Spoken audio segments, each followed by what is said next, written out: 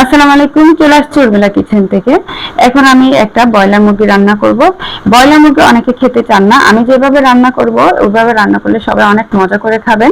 এই যে আমি এখানে আদা বাটা, রসুন বাটা আর টক দই দিয়ে অনেকক্ষণ ম্যারিনেট করে রেখে দিলাম।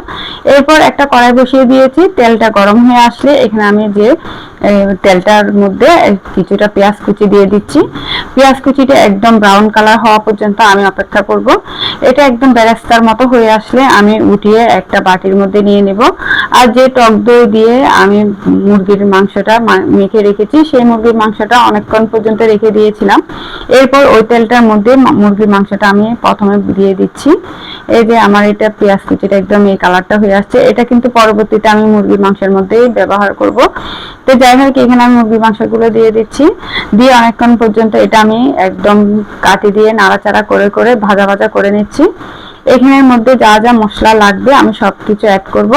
তো কিছুক্ষণ নাড়াচাড়া করে এখানে সব মশলাগুলো দিয়ে দিচ্ছি। আমি কিছুক্ষণ আগে তেলটার মধ্যে ভেজে নিচ্ছি, কারণ এই তেলটার মধ্যে এভাবে মুরগিটা রান্না করলে একটা মুরগির মধ্যে দারুণ একটা ঘ্রাণ আসে, তো খেতেও ভালো লাগে। তো যাই হোক, এখানে আমি এভাবে করে মুরগির মাংসটা কিছুক্ষণ ভেজে নিচ্ছি। এখন আমি যা যা মশলা লাগে দিয়ে দিচ্ছি। এখানে আমি দিয়ে দিলাম মরিচের গুঁড়া 2 চামচের মতো, আর হলুদ গুঁড়া দিয়ে দিয়েছি হাফ চামচের চেয়ে একটু বেশি, আর তারপর আমি মাংসের মশলাটা দিয়ে দিচ্ছি প্রায় 1.5 চামচের মতো। এরপর একটু ধনিয়া জিরার গুঁড়ো 1 চামচের মতো ইউজ করব। তো যাই হোক, এগুলো দিয়ে দিলাম। দিয়ে কিছুক্ষণ পর্যন্ত এটা আমি এই মশলাটার সাথে নাড়াচাড়া করে দিচ্ছি। আমি রসুন বাটা আদা বাটা আগেই দিয়েছিলাম, তাই এখন দিই নাই। তো যাই হোক, এটা এই তেলটার মধ্যে কিছুক্ষণ একদম ভাজা ভাজা করে নিব। তেলটা উপরের দিকে উঠে আসলে তারপর আমি এখানে যা লাগে ঝোলের জন্য পানি সেটা দিয়ে দিব। সামান্য ঢাকনাটা দিয়ে আরো কিছুক্ষণ আমি একদম লো টেম্পারেচারে রান্না করেছি। এই যে তেলটা উপরের দিকে উঠে আসছে আর কালারটা দেখেন কত সুন্দর হয়েছে।